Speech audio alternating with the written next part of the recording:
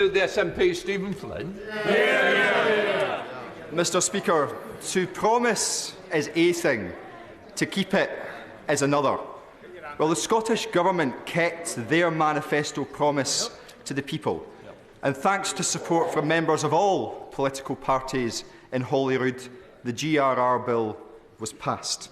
Surely in that context, the Prime Minister must recognise that it is a dangerous moment for devolution when both he and indeed the Leader of the Opposition seek to overturn a promise made between Scotland's politicians and Scotland's people.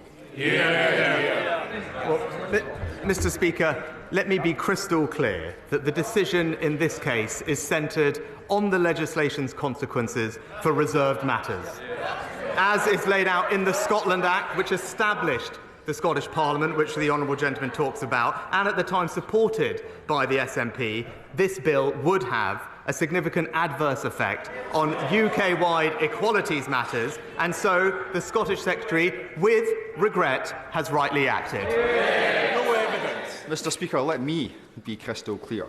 This is the Conservative Party seeking to stoke a culture war against some of the most marginalised people in society, and Scotland's democracy is simply collateral damage. And on that issue of democracy, let's reflect, because on Monday the UK Government introduced legislation to ban the right to strike against the express wishes of the Scottish Government. On Tuesday they introduced legislation to overturn the GRR against the express wishes of the Scottish Government. And this evening they will seek to put in place legislation that rips up thousands of EU protections against the express wishes of the Scottish Government. Are we not now on a slippery slope from devolution to direct rule?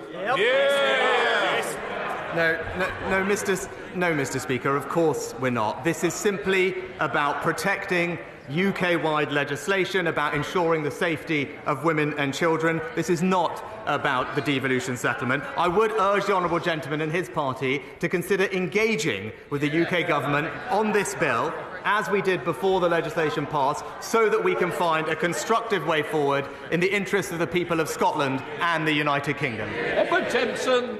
Thank you very much, Mr. Speaker. The care, education and support that children receive